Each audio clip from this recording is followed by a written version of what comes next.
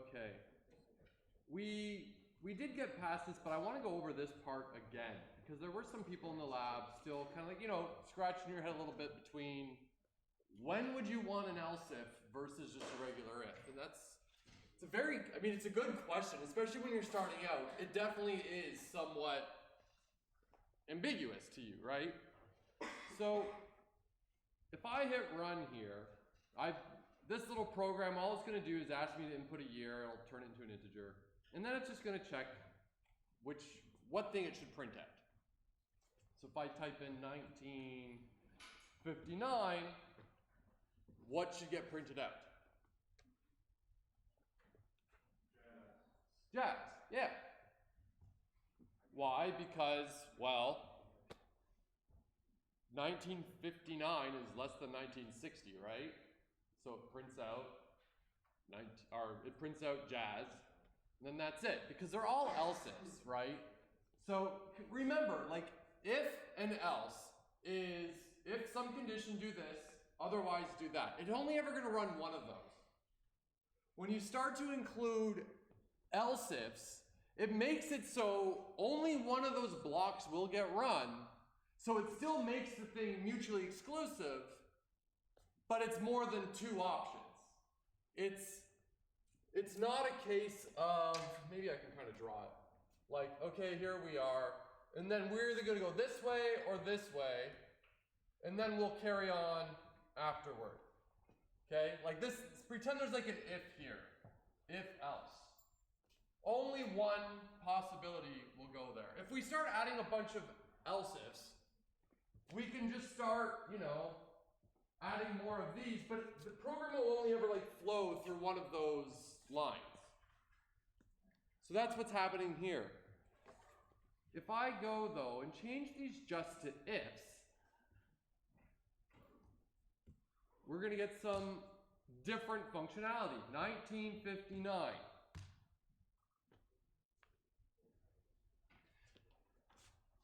So what's different here? Obviously more stuff printed out, but why? Because the ifs aren't mutually exclusive to each other, so because it's less than all of them becomes all. Exactly. Each of those if statements are now independent of one another. The computer just simply asks, okay, if less than 1960, do this. And then carry on, oh, if less than 1980, do that. So it prints out raw. 1990, and so on and so on. So they're not exclusive anymore. More than one can run. All of those if statements are now independent if statements, and all those conditions are going to get checked. Questions? Chances are you'll still kind of bungle these up a little bit because you're going to sit and go like, wait, what's the difference? Just remember that there is a difference, and then when in doubt, look up look at the topic for stuff and just be like, oh yeah, that's the difference or something. The way I used to remember it was remembering that if it's if else, ignoring the else ifs for a second, if it's if and else, only one of those paths can run. Either it's true or not true, right? You only have two options. So with if else, they're exclusive. And so with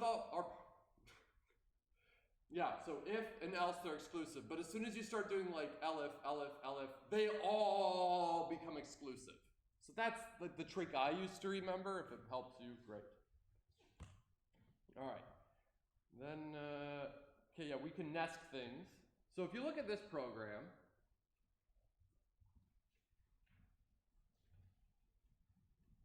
and I don't know, let's x equals 7 and y equals -8. All right, if I do that, it's fourth quadrant. Great. I've nested these if statements, and let's just follow the execution flow. All right, x is 7, so is x greater than 0? True. All right, great. So now we go inside that block, and we carry on running the code inside that block. And it then says, oh, is y greater than 0? All right, so we don't do the if. We jump down to the else, print out fourth quadrant. That's it. Now, if we wanted, we could achieve this with just including ands. So, and y is greater than 0. Then we'll print out that. If, and we could do like elif x is greater than 0 and y is less than 0, then we'll do, no.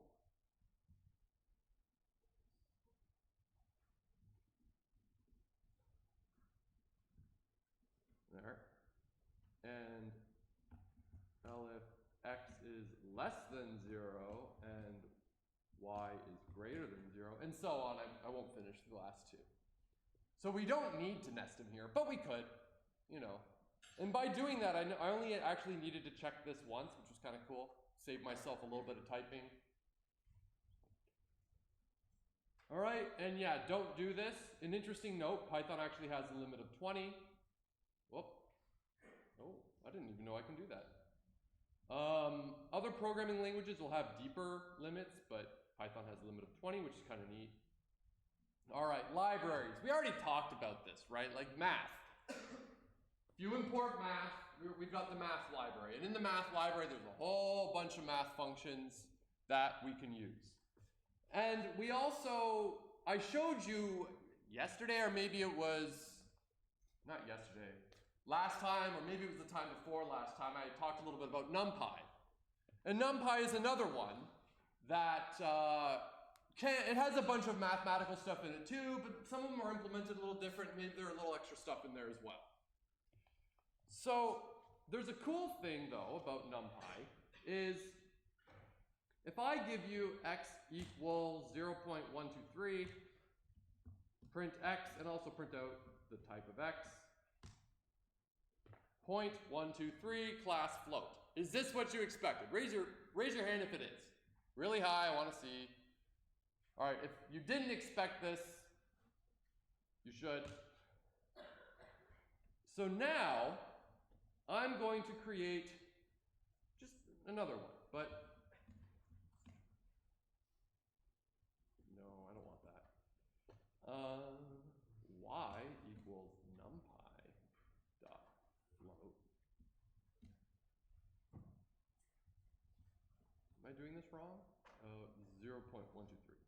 And print y type of y. And there we go. Oh, but it says float. Why is it saying, Maybe it's changed now? Oh, float 32. Okay. There we go. There we go. There we go. That's better. So I've specified another float.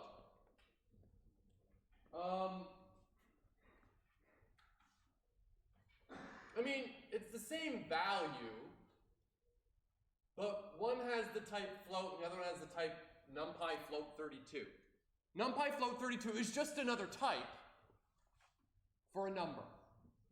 You're typically not going to use this, but it exists. In fact, let's see what happens if we go down here and even check if x and y are equivalent. False. Interesting. But like x and y are 0.123, but it's interesting that it's saying they're different, which is kind of interesting.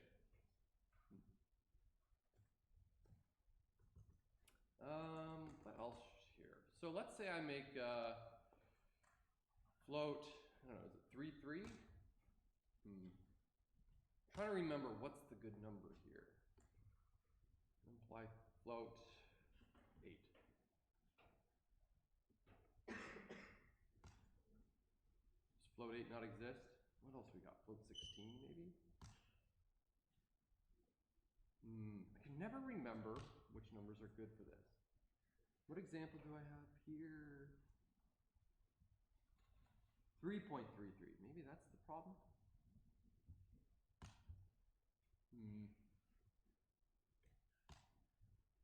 Oh, interesting. It looks like it's now rounding for me, which is neat.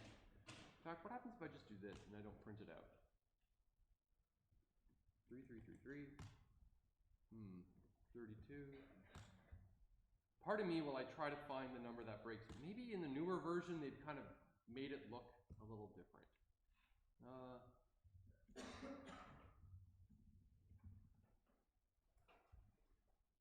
see if I can find a better example. 0.1, maybe.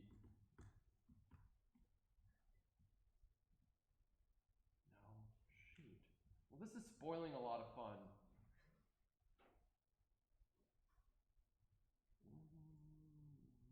It's frustrating. What happens if I change it to 64?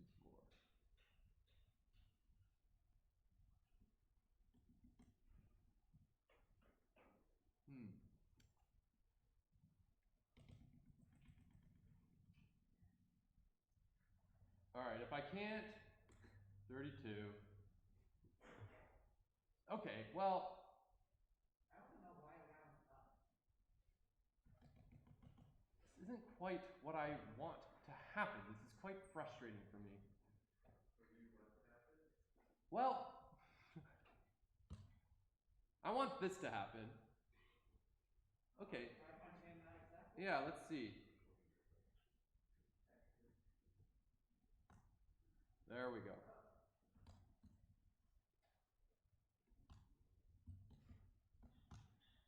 All right. Is that the number I just, Not really. No, not really. I mean, it's very close. It's very close, but it's not the same. What's float 128? Float 128, it's just a different style of float, but when I include 128, I'm going to come back to that in one moment. So, in fact, I'm wondering, like, what happens if I say print y equals 3.33? Okay, true. Well, that's good. But there's definitely, like, something looks off, right? 3.33 is not the same thing as 3.33000000000000000071. Who here thinks that this might be a problem if your computer, if you say give me 3.33 and they give you that, who thinks that could be trouble? Yeah, of course it can. Now there's a reason for this. And I'll go into that reasoning for a moment, but here is a tip. Because computers have an issue with decimals. They do. Computers are really bad at representing decimals. Right, well, they're good at it, but there's limitations. And one of the limitations, we call it floating point precision. And I will explain that. But if you ever want to compare floats, if you ever have two floating point values, in fact, let's see if I can do just one last thing I want to try here. X equals float 32, 3.33. Ah, interesting. Like these values are clearly, like sure their types are different, but 3.33 should be equal to 3.33. But I've got an idea. What if I do this? X subtract y. If I do the absolute value.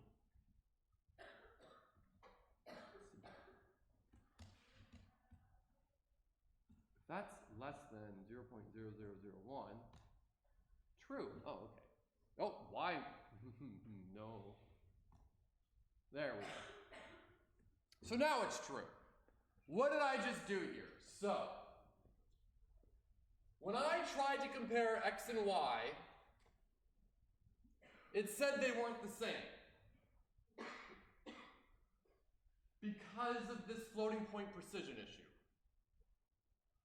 So what programmers do in this scenario is we all kind of accept the fact that floating point numbers, numbers with decimals, are a little problematic. So what we'll do is we'll check if the difference between them is small enough that we don't care anymore. Like imagine you're a scientist working and you've got your instruments, but your instruments are only going to be as accurate as they are. Right? So if I can like measure something to the nearest millimeter, great.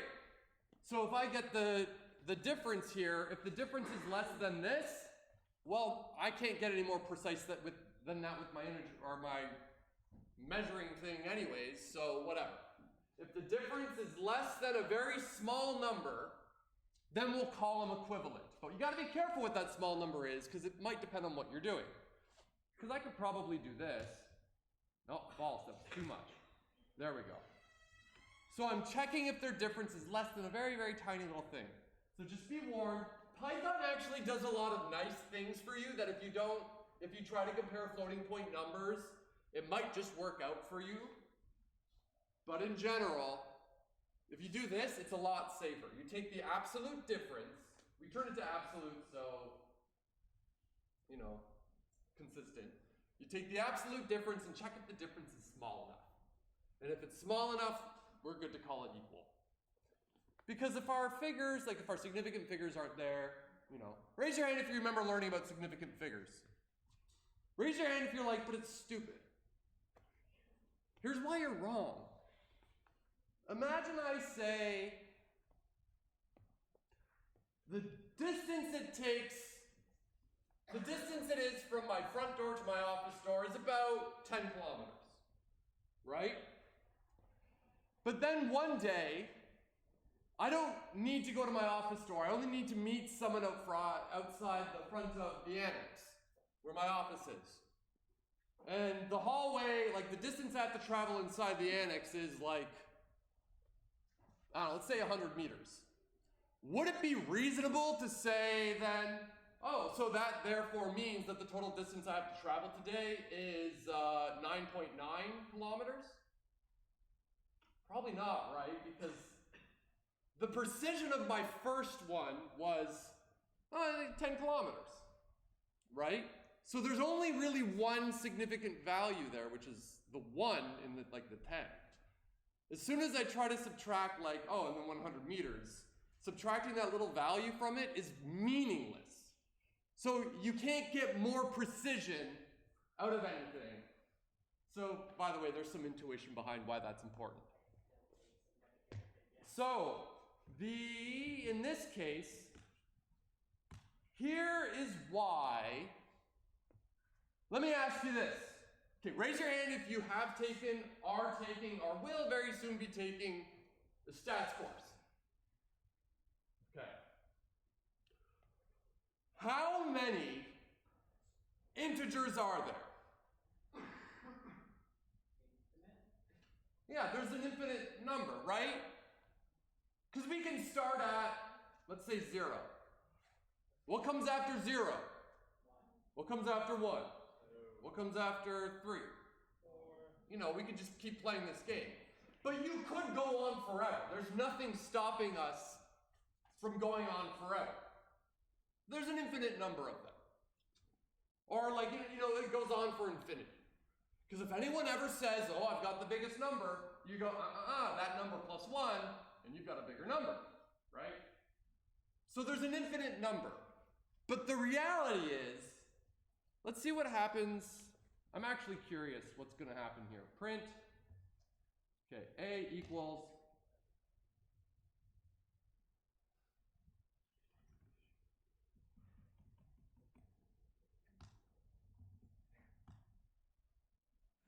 One, two. Oh, Python must be getting fancy.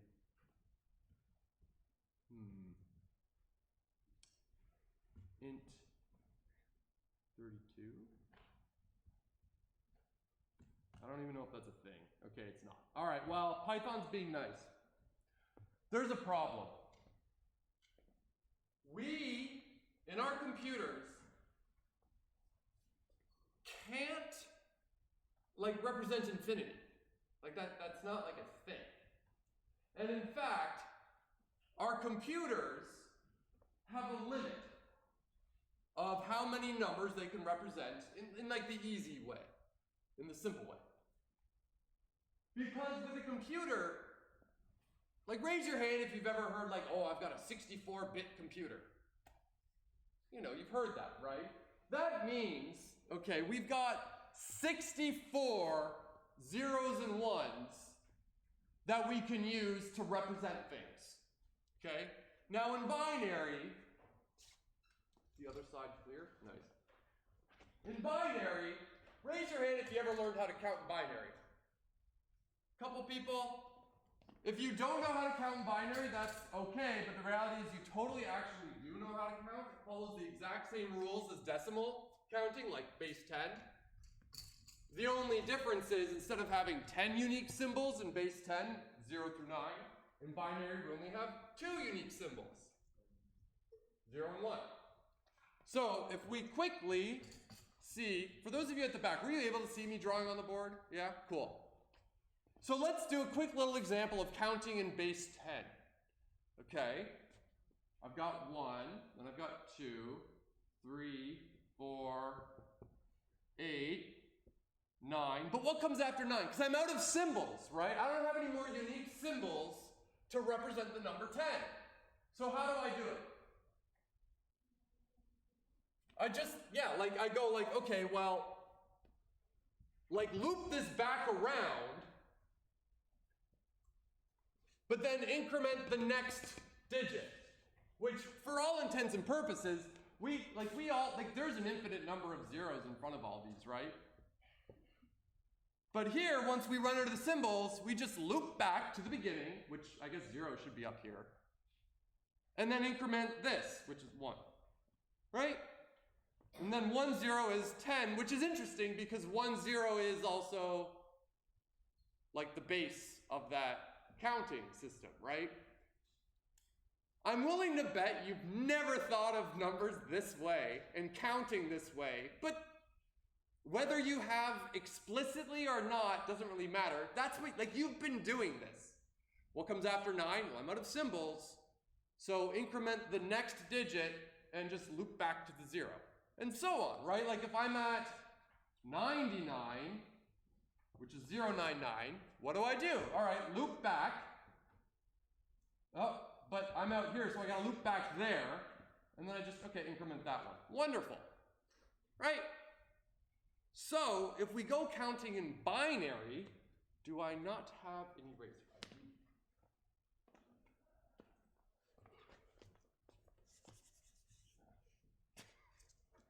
If I go counting in binary, it's the same thing. I start with 0, which in base 10, which we're all used to, means 0, right? I'll just draw like over here. This is the base 10 version. What comes after 0? All right, cool. That means 1. We got a problem though. In binary, we only have 2 symbols, the 0 and the 1. So when I'm out of symbols, what's the rule? It's the same as base 10. Loop back, and then increment. That's 2, which is weird because the 1, 0 symbol also aligns with what the base is. It's kind of neat, right? Then would 3 be like 100 and all that? With 3? No, we increment this one. So we increment that and the 1's left alone. But then we increment this one again, so this is 3. Then what we do is we increment, well, we're out of symbols, so we loop back. We're out of symbols, so we loop back, add the 1. And so on. Here's a neat little trick too. How high can you count on your fingers? 10, right? 1, 2, 3, 4, 5, 6, 7, 8, 9, 10. Right? Yeah, but you're counting in a base 1 system that way. You can count a lot higher if you count in binary. 0, 1, 2, 3, 4, 5, 6, 7, 8, anyways. You can count a lot higher in binary on your fingers, which is pretty cool. I used to do that when I was like doing laps and you wanted to count, but you might do more than 10 laps and you just count. Anyways. It's cool, right? So, based on this, if we have a finite number of zeros and ones, I've got a finite number of bits. Digit is the same thing as bit but for binary. Digit is like the decimal, bit binary, but it, you know, dig-it. Cool, right? It's all the same. It's just, you know, you haven't thought about it this way before. But, okay, point being, I have 64, maybe not even 64, but all our modern computers that you're using there could have 64 zeros and ones. Which means, if I have 64 ones, I can't add one anymore. Because if I do, what's the rule? All right, increment, oh, that loops back to 0. Increment, that loops back to 0. Increment, that loops back to 0. All the way for 64 times. And then I increment that 65th bit. Which doesn't exist, which means what comes after, hold on, what is 2 to the 64? I'll assume it's an unsigned integer. Don't worry about what that means. Times 10. The number that comes after that to my computer is 0. Because the 64 bits will all be 0 now. We had like an overflow issue, which is neat. So we have a limit. A lot of our programs will deal with like 32 bits, which has a much smaller limit. It's like 4 billion or something. Yeah, 4,290,000,000. You know what? Here, I want to see. Is there like a Numpy int? There is. So let's do 5 billion. 5, 0, 0, 0, 0, 0, 0, 0, 0, 0. 1, 2, 3, 1, 2, 3, 1. That's interesting. Because this is 5 billion, but this is only 1, 2, 3, 1, 2, 3, 1, 2, 700 million. I wonder what happens if I take this number. Can I do unsigned? Unsigned integer 32. All right, I can't do that. Nope. What? That's not right. Ah, good call. Look at that.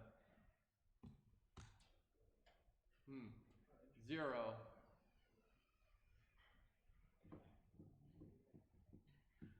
Here, remember, I can actually only represent 4,294,967,296 unique values. 0 is included. So really, oh, that's interesting. Does anyone know what just happened? When it overflows. No, you're wrong. It's because really what this is not, what I'm talking about assumes all the integers are positive. They're not. Half of them are negative, half of them are positive. So in reality, that number is actually problematic because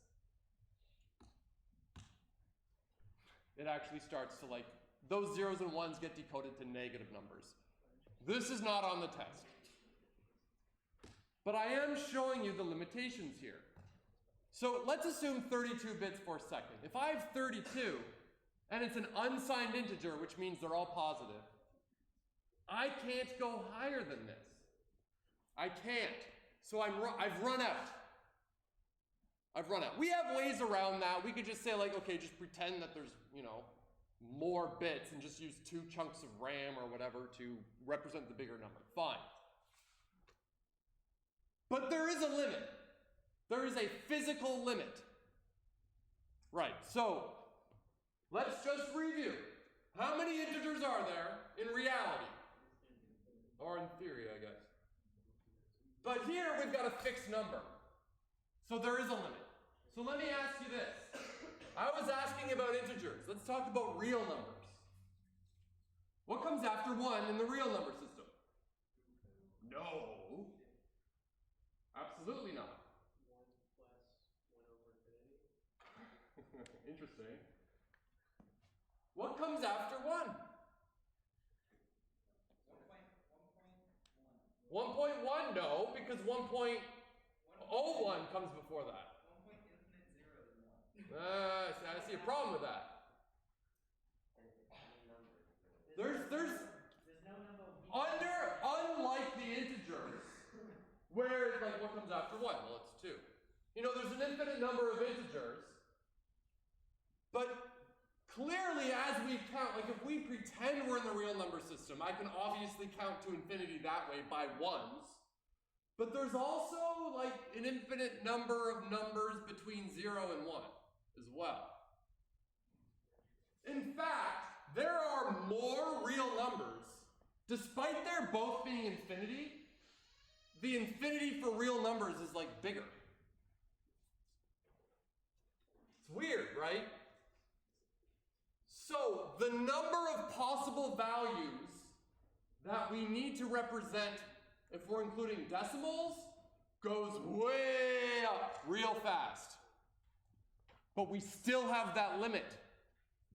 We still only have just enough precision, but not enough precision to represent 3.33.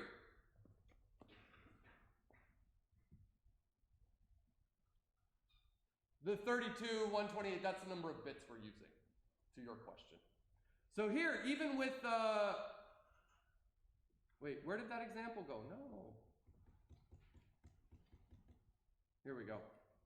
Even with this example of 128 bits,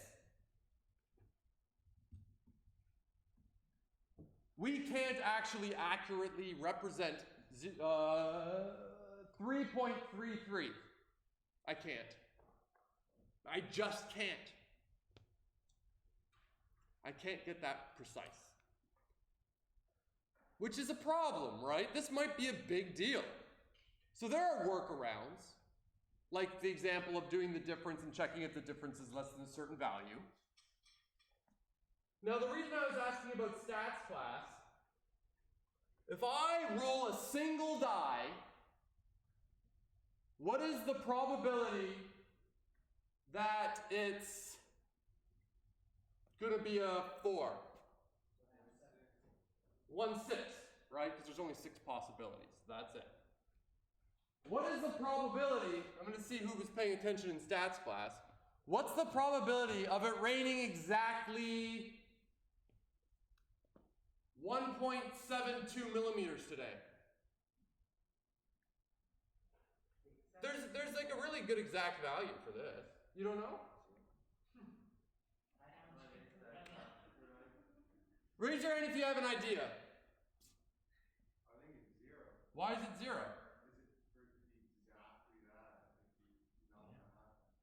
Statistically, as soon as you start dealing with continuous values, if you ever want to get an exact, like what is the probability of that exact point? It's going to be 0.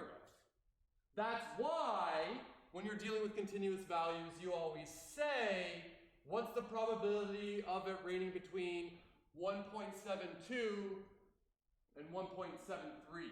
You give it a range. It's the same issue of like, well, there's too many numbers that could be there.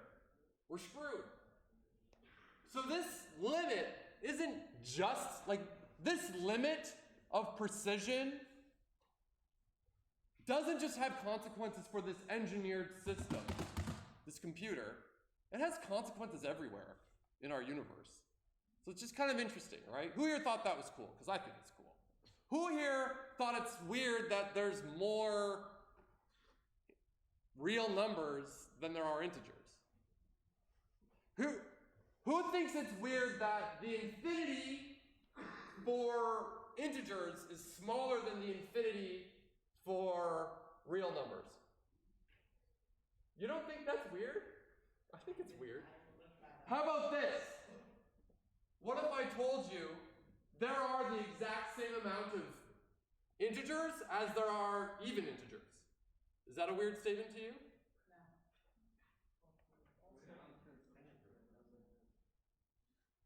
Doesn't it seem weird? Your intuition is probably saying, shouldn't there be like half? Right? It should be half. You've got all the way to infinity, but then I'm only taking every other one. Yeah, but the reality is there's actually the same amount. And I could prove it, I just won't right now. That's for another class. So it's interesting stuff. All right, let's focus. All right, floating point precision, it's a pain. Yeah, cool. Okay, any questions about those if statements or anything at this point? And you had your hand up, but I told you I'll ask you in a minute and I forgot. What was your question? How does a computer know that the 100 isn't just 1 and then 0, 0? It depends on the type. Okay. He brought up a great question. All of the information we represent in the computer is ultimately zeros and ones, right? And that's actually not even true. It's just low voltages and high voltages. Okay? So we encode things to those, I'm going to call them zeros and ones.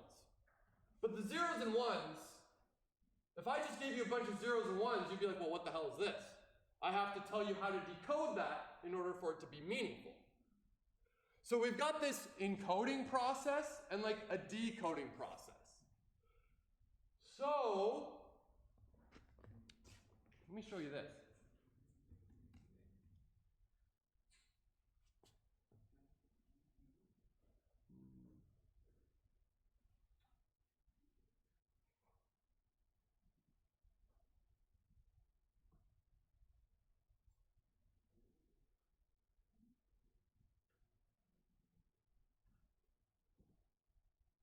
What?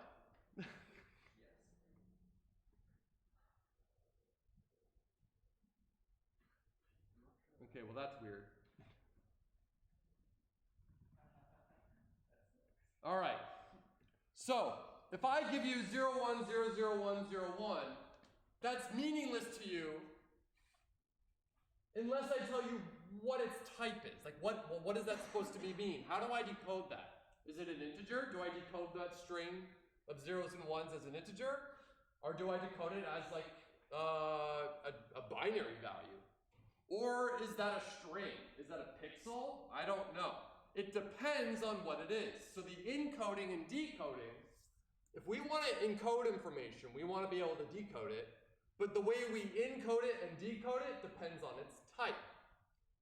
Interestingly, if I look at the number lowercase a, the integer 97, here, what's 97 in binary?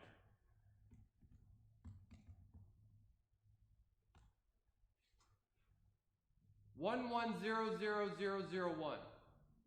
This is the integer 97. If I said take this string of zeros and ones and decode it as an integer, it's 97. If I say take that string but decode it as a letter, as a character, it's a lowercase a. The same string of zeros and ones decodes to two different things. It just depends on what its type is. Let's see if I can remember how to do this real quick. If I say, okay, a equals 97. What is board of a, I think? No, how do I do this? String.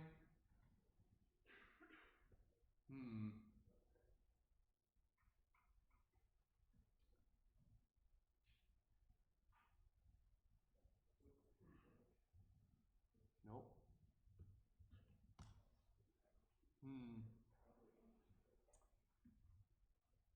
What if I make it the string 97?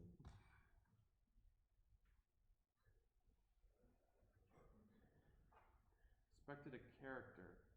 Oh, so or is to go the other way. Okay. I'm going to give you, here we go. A is the letter A.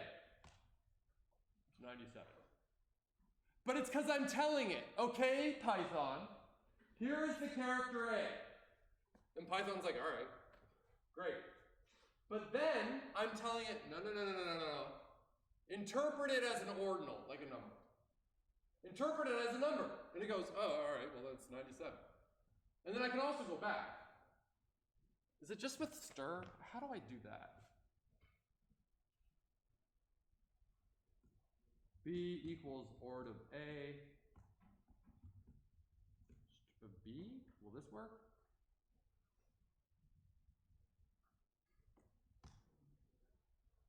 No. Well, whatever.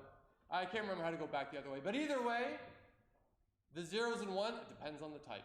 Does that answer your question, or were you not even caring about any of what I just said? Like, that's really interesting. Yeah, okay, I thought so too. Yeah. How do you change it back? Okay, let's see. Python change int to string. Or no, not string. Or to char. CHR. Looks like maybe that's it. There we go. So here's what I did. I took the letter A, put it into A. Then I turned it into an integer, put it in B, and then I immediately turned B back into a character, which is, of course, the letter A. So there we go. Fun, right? So let's carry on. So we were talking about Booleans already. Booleans, true or false. And Booleans have operators. Some of them, like and and or, take two Booleans and give you back a Boolean. And other ones might take other values and give you back a Boolean. Like two integers if you're comparing less than, greater than, equal to, or whatever. A comparison like A greater than B, it's just an expression like A plus B. It's just what it means is different. I'm going to skip that one here. So this is an example of that divisible by 2 thing, except I'm returning a Boolean instead. Remember, it was like divide the number by 2 if it's even, otherwise do nothing. Well, here I've just changed it up just a little bit, and this function will tell you if the number is divisible by 2 or not.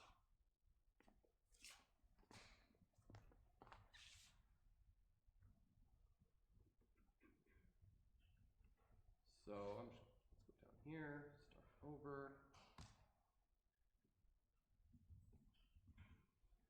Divisible by, oh look, it's not even divisible by 2. It'll tell you if the number is divisible by that other number. That's cool. So I can ask if this number is divisible by this number. It's probably not. Imagine it said true, that'd be something. So there we go, that's cool, right? Let's do an easier example. If I do 12 and 5, well, that's clearly false, but if I do 6, that's true. You know, like this, right?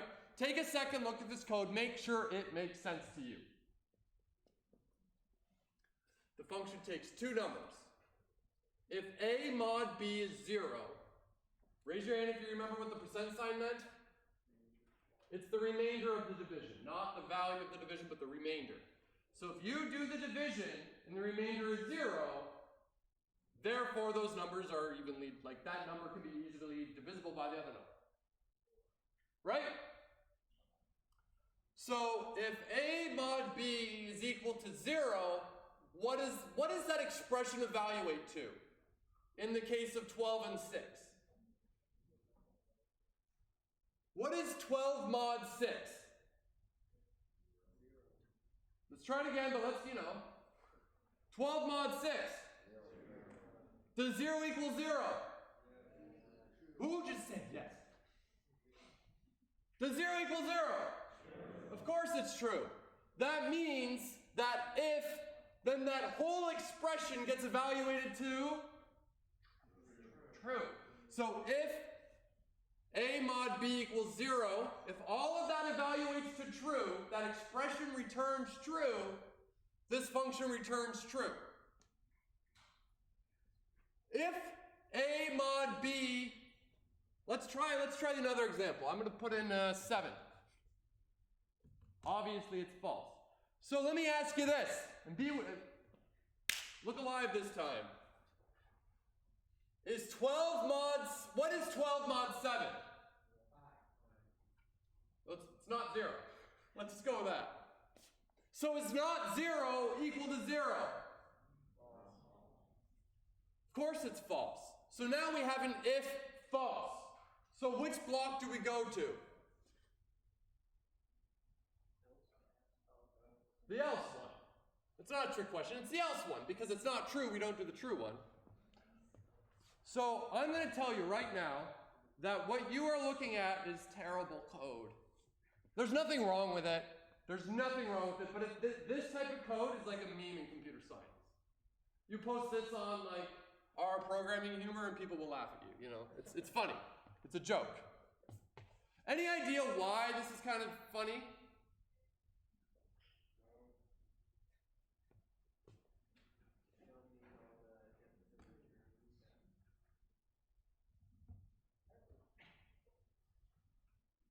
Let's rerun that and let's check. Oh.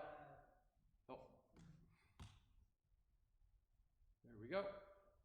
False. Let's check 6 again now. Oh.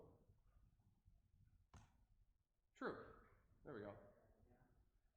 This function is correct. But I mean, it's a lot simpler, right?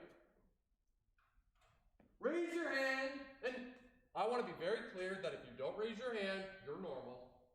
But raise your hand if you look at this now and go like, yeah, okay, I gotcha. I see. Because, let's go through this again. Let's say it's 2 mod 2. What's 2 mod 2? Is 0 equals 0? So what do I return? Let's say I do 1 mod 2. What's 1 mod 2? Say 1. Is 1 equal to 0? So just, what do we return then? If I go back, really what this code means, if this expression evaluates to true, return true. If it evaluates to false, return false. Why don't you just kind of like cut out the middleman there and just return the result of that expression. Whenever it's true, it always returns true. There's no need for that if statement. Raise your hand if you're like, yeah, that makes total sense. Raise your hand if you're still like, yeah, okay, a couple of people. All it is before it was if true, return true. Else, return false. Now it's just return the result of this expression, because whenever the expression is true, it returns true. Whenever it's false, it returns false. Yes? Yeah.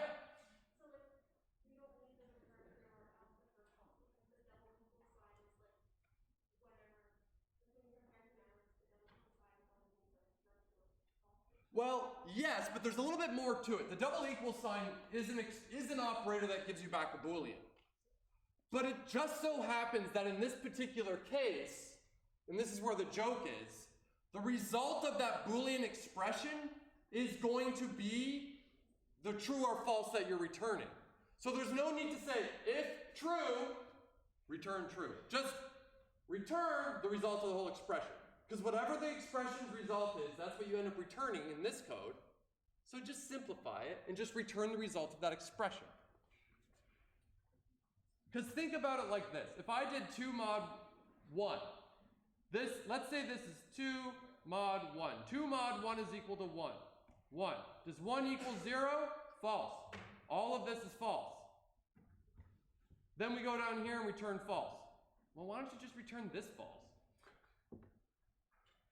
Let's do it the other way. Let's say it was 2 mod 2. 2 mod 2 is 0.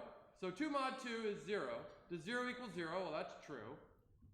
All right, go in this one, return true. No, just return that one. There's nothing wrong with the code the way it is. But maybe you kind of get a sense of why people kind of laugh at that one. Like, if true, return true. Well, why don't you just return the first one? Anyways, have a good weekend.